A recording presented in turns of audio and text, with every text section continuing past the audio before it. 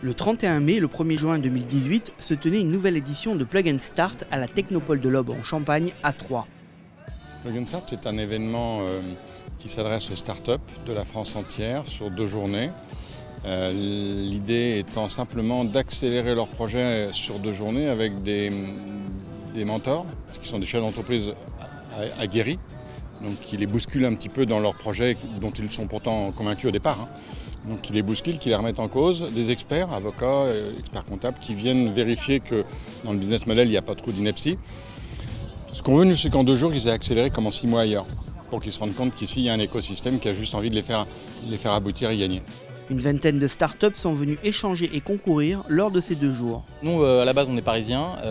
On avait eu l'occasion de contacter Plug and Start, moi à titre personnel, il y a déjà 2 ans, avec un accueil qui avait été particulier par rapport à l'ambiance parisienne, on va dire, qui est plutôt struggle for life. Il faut se bagarrer à Paris pour les choses. On a été surpris par la bienveillance ici. Plug and Start, c'était aussi pouvoir être mis en relation avec un grand nombre d'élus, de représentants des collectivités. Et puis surtout pour nous qui sommes médecins, on se lance dans l'entrepreneuriat. C'était aussi des grandes périodes de formation. On n'était pas ultra cadré comme beaucoup de projets peuvent l'être ici, avec une recherche de fonds. Nous, on était plus dans une recherche d'apprentissage, de connaissances. Hier matin, en nous réveillant, nous n'avons pas la même vision de notre projet que nous avons aujourd'hui. Les start-upers avaient donc des attentes différentes en fonction de la maturité de leur projet. Pour répondre à toutes leurs interrogations, le programme était chargé. En fait, on ne savait pas trop ce qu'on allait avoir. On a eu en tout cas beaucoup de stages commando sur des sujets très précis de financement, de pitch, comme on a fait tout à l'heure. Voilà, des choses qui nous servent beaucoup, qui vont nous servir tout le temps. On attendait aussi, nous, beaucoup de rencontres avec l'écosystème local et avec d'autres startups. Et là, on n'a pas été déçus non plus. Les mentors et les grands comptes présents sur place étaient là pour accompagner et aider les porteurs de projets. Une implication volontaire qui n'est pas dénuée d'arrière-pensée. Ça a plusieurs intérêts. Déjà, c'est pas complètement désintéressé parce que le contact avec les startups, c'est très important pour nous. Pour être au contact un peu de l'évolution des technologies et du métier, du service, ça c'est le premier point, évidemment, ça c'est ce que ça nous apporte. Et l'autre point, c'est qu'en fait, nous, on croit beaucoup à la culture de l'écosystème local aussi, puisqu'on est implanté à Troyes, on a une usine ici.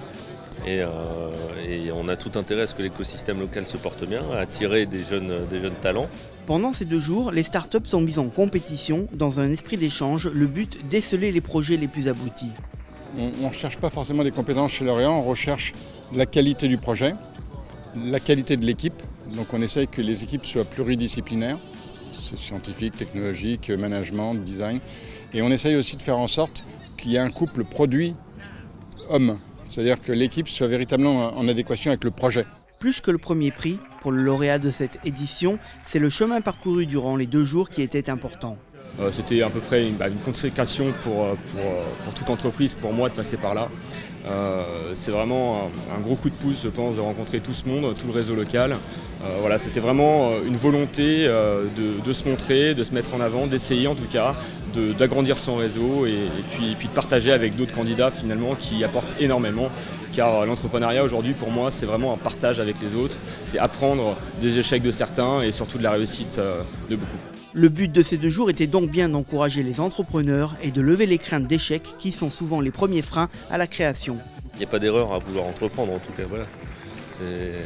Pas à ce stade-là, c'est pas possible. C'est une fois qu'on est bien installé, on peut faire des erreurs et mettre son entreprise en péril, mais quand on est en train de la créer, il n'y a pas d'erreur.